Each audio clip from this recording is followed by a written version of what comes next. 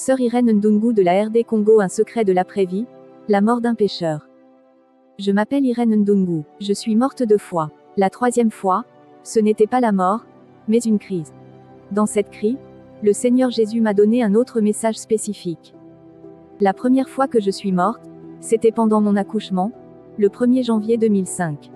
Je travaillais au service protocolaire de l'Église. Je servais Dieu comme beaucoup d'autres croyants dans le service protocolaire, mais j'étais une hypocrite. Quand je viens à l'Église, je suis un serviteur du Christ, mais quand je rentre chez moi, je me comporte comme un incroyant. Je te le dis, croyant, si tu viens à l'Église et que tu mènes une double vie, Dieu te jugera. Rien n'est caché devant sa face, même si personne ne te voit. Je connaissais toutes les danses de la musique profane, mais j'étais servante dans l'Église. Quelque temps plus tard, je me suis retrouvée enceinte et après 9 mois de grossesse, je devais accoucher. J'ai réussi à accoucher correctement, mais après l'accouchement, j'ai eu une hémorragie. Cela s'est produit pendant que je dormais. Lorsque j'ai essayé de me réveiller, il était trop tard. Les médecins sont intervenus, mais il était trop tard. En fait, je suis morte 3 fois ce jour-là. La première fois, j'ai entendu un ballon exploser. Après le bruit du ballon, je suis sortie de mon corps. Lorsque je suis sortie de mon corps, j'ai remarqué que je ne touchais pas le sol. J'étais debout dans l'espace. Puis j'ai entendu la sage-femme qui examinait mon corps dire à sa collègue: elle n'est plus là. Elle est décédée. Elle est morte. Quand cette sage-femme m'a dit ça, je me suis approchée d'elle pour lui dire que j'étais vivante ici.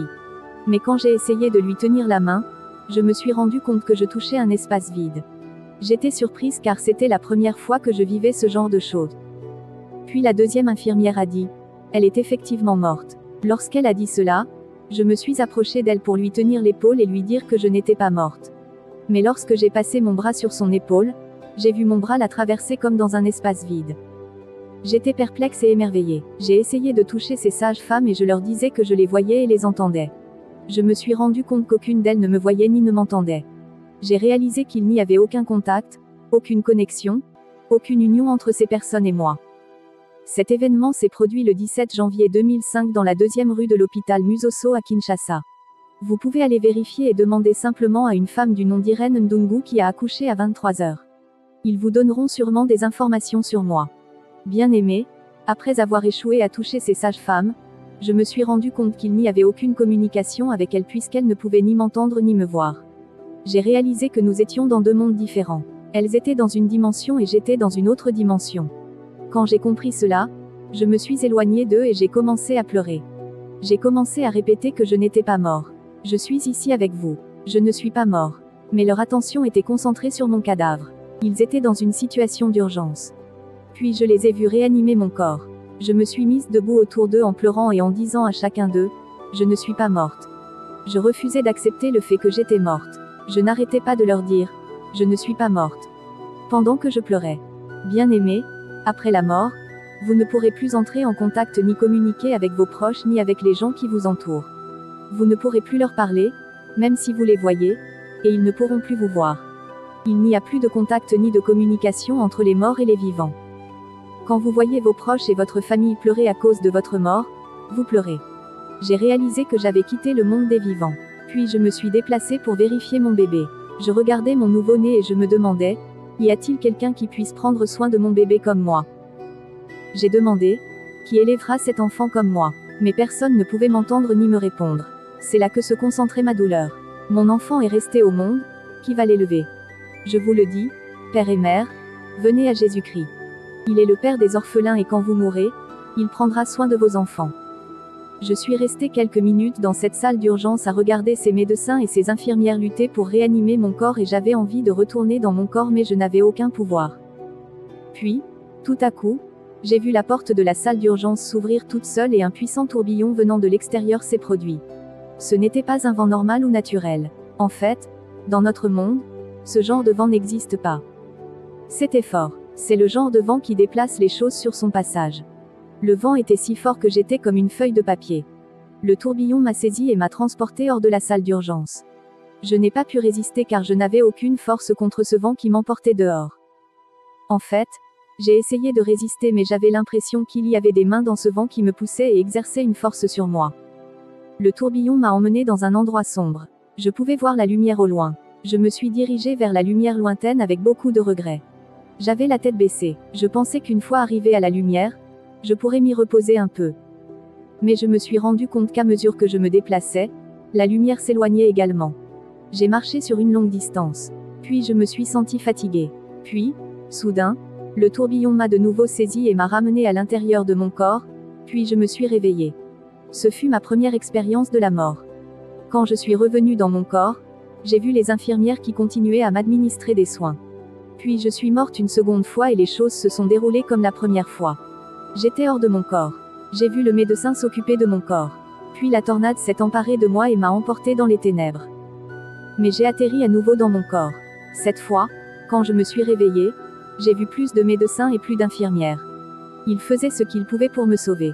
Plus tard, j'ai vu un médecin appeler une infirmière et lui dire que cette fille ici allait bientôt mourir, qu'elle ne s'en sortirait pas. Quand ces deux-là se sont approchés de moi, j'ai demandé, « Comment peux-tu dire que je n'arriverai pas jusqu'à l'aube ?» Ils m'ont répondu, « Tout ira bien, ne t'inquiète pas », pour me calmer. J'ai dit, « Je t'ai entendu quand tu disais que je n'arriverai pas jusqu'à l'aube. » Mais bien aimés, c'est pendant que je leur parlais que j'ai vu deux personnes, je veux dire deux entités entrer dans la salle d'urgence. Ils étaient grands et musclés. Ils étaient habillés en kaki. Ils étaient humanoïdes mais ils n'avaient pas d'yeux, pas d'oreilles, pas de nez, pas de cheveux et pas de bouche. Pourtant ils parlaient. Ils n'avaient pas de visage. Le Seigneur m'a révélé plus tard que ces démons sont appelés tueurs. Ces démons sont partout sur la terre et ils sont assignés à chaque être humain vivant sur la terre afin de les emmener en enfer. Et ces démons nous suivent partout. La mission de ces démons sans visage appelés massacreurs est de capturer les âmes des humains qui n'ont pas reçu le Seigneur Jésus ou des croyants qui vivent dans le péché et de les transporter dans la demeure des morts. Ces démons sont toujours là et si vous êtes mort dans le péché, ils captureront votre âme et vous emmèneront dans un lieu de tourment, puis ils reviendront sur terre pour continuer leur mission. Ces démons sans visage entourent chaque être humain vivant sur terre afin de les emmener dans les cellules de la demeure des morts, le lieu des tourments. Il y en a toujours deux pour chaque âme humaine à la surface de la terre. Ils ont une tête mais pas de visage. Lorsque ces deux démons entrèrent dans la pièce, l'un d'eux me toucha la main gauche et l'autre la main droite et je finis immédiatement hors de mon corps. En quittant mon corps, je me rendis compte que mon visage avait changé et que j'avais l'air très laid et mauvais. Mon corps spirituel était vraiment mauvais en comparaison de celui qui était allongé sur le lit à l'hôpital. J'ai remarqué que ce corps qui était allongé sur le lit était plus beau et bien meilleur que celui que j'avais. En fait, le corps que j'avais après la mort était le corps du péché qui brûlera en enfer. Si vous mourrez en tant que pécheur, vous aurez ce corps laid du péché. Dans mon deuxième témoignage, je parlerai de ma deuxième mort qui s'est produite alors que j'étais en règle avec le Seigneur. J'étais alors vêtu d'un corps de gloire bien meilleur que celui que nous avons sur terre. C'était un corps de lumière. Quand ces démons sans visage m'ont fait sortir de mon corps, j'ai remarqué que j'étais un peu courbé. En fait, il y avait un fardeau sur mon dos qui était mon péché et je devais le porter. Ce fardeau était lourd à porter pour moi. J'avais du mal à le déplacer. C'était douloureux. Laissez-moi vous dire à vous qui aimez le péché malgré les prédications et les avertissements du Seigneur, ce sont des fardeaux que vous devrez porter après la mort. Puis ces deux démons m'ont demandé de bouger. J'hésitais à déménager. J'avais l'impression que ces médecins, y compris ma famille, auraient dû me voir et voir ce qui m'arrivait. En fait, j'ai regardé ma mère et mon père aux urgences. Je me suis dit, est-ce que mon père ne me voit vraiment pas? Ne peut-il pas voir ces gens qui m'emmènent? Je me suis dit dans mon cœur, si seulement mon père avait pu me voir, il aurait pu faire quelque chose pour moi ou il aurait pu m'arracher à ces démons. Il aurait pu se battre pour moi. Bien-aimés, si vous ne vous débarrassez pas du péché dans votre vie, vous serez seul après la mort et vous ferez face seul aux conséquences de votre péché. Aucun membre de votre famille ne sera avec vous. Vos parents ou partenaires ne seront pas avec vous. Même votre pasteur vous quittera pour continuer son travail mais vous serez seul. Le démon m'a demandé de bouger. Je bougeais, mais mes yeux étaient fixés sur mon père et ma mère.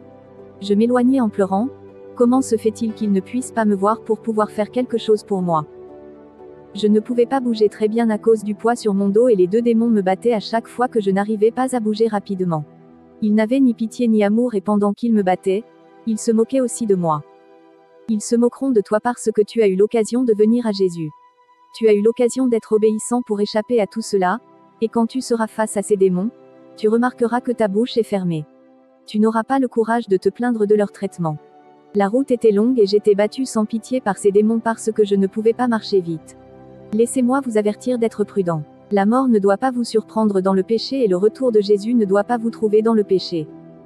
Alors que nous continuions notre chemin, Nous arrivâmes enfin dans un champ très vaste et devant, il y avait un trône royal. Un énorme démon était assis sur ce trône. Il avait 2 cornes et devant lui, il y avait une très longue file d'humains qui étaient apparemment morts comme moi. Ce démon tenait un sceptre. Il riait, se moquait et méprisait les morts qui faisaient la queue. Les démons sans visage, les massacreurs, riaient et se moquaient également des gens dans la file d'attente, comme le démon assis sur le trône. J'ai remarqué que les gens dans la file pleuraient. Chaque personne dans la file avait 2 démons sans visage, l'un à sa gauche et l'autre à sa droite. Puis j'ai vu la personne qui était la première dans la file pleurer et supplier ce démon qui était assis sur le trône royal de le laisser retourner sur terre afin qu'il se repente. J'ai vu le démon sur le trône rire et se moquer de la personne et des démons sans visage.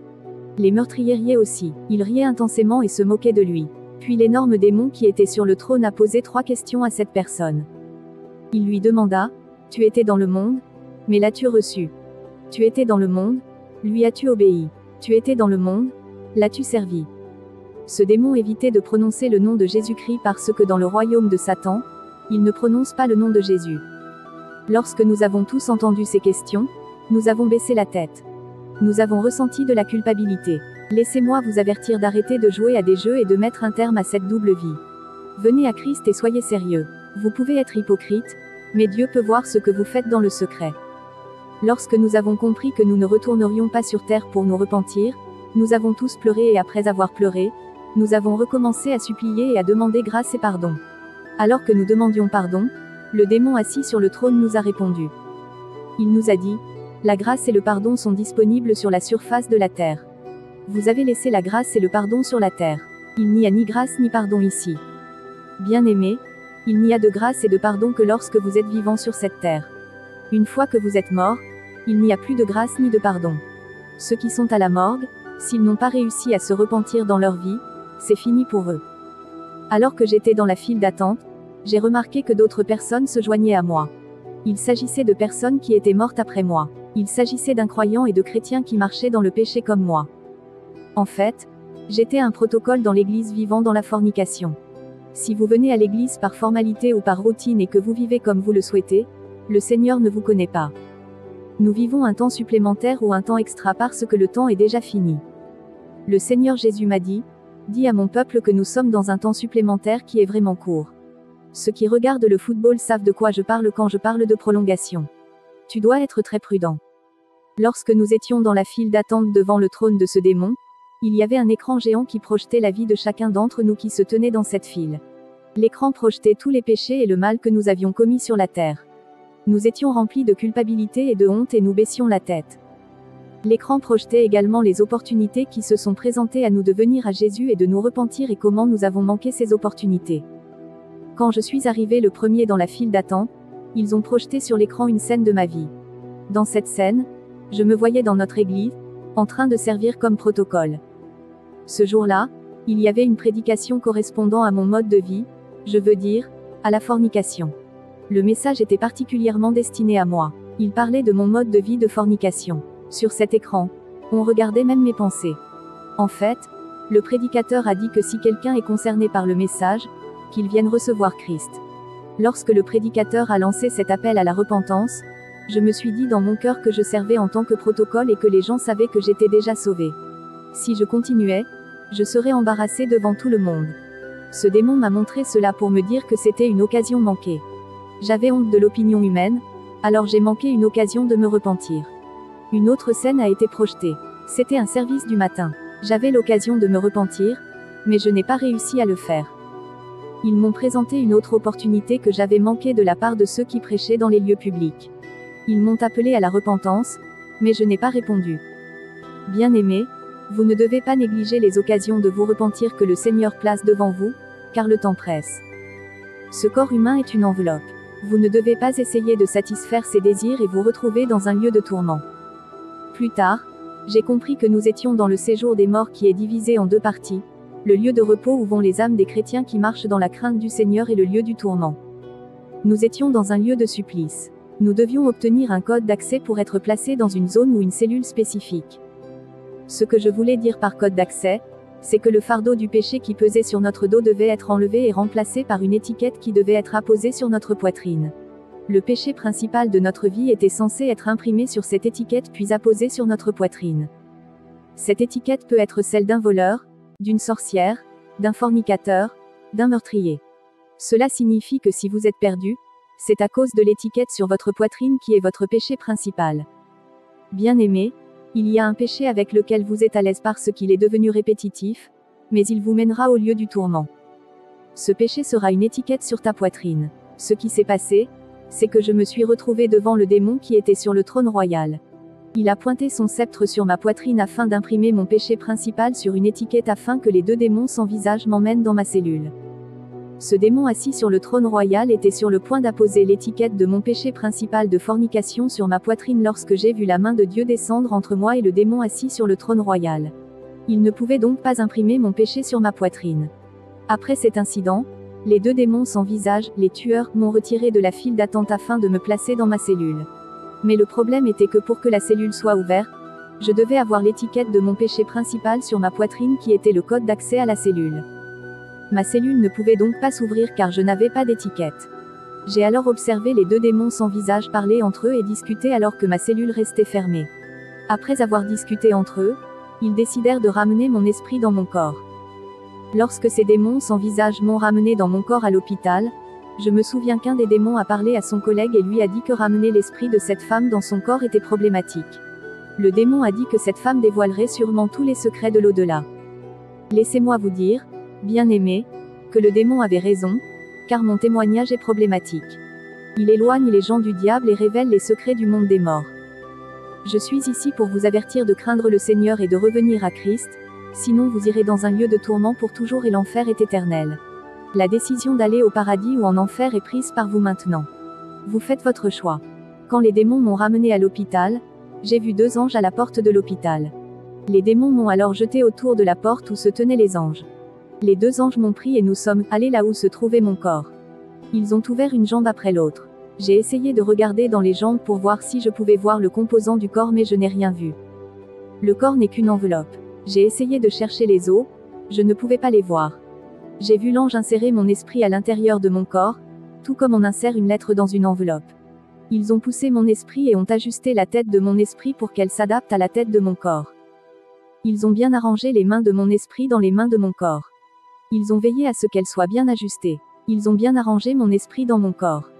Je vous préviens que ce corps est une enveloppe qui pourrira une fois que vous mourrez. Que le désir de la chair ne compromette pas votre éternité. Ayez pitié de votre âme. Suivant. Irene Ndungu de Visite au ciel, la mort du saint en Christ.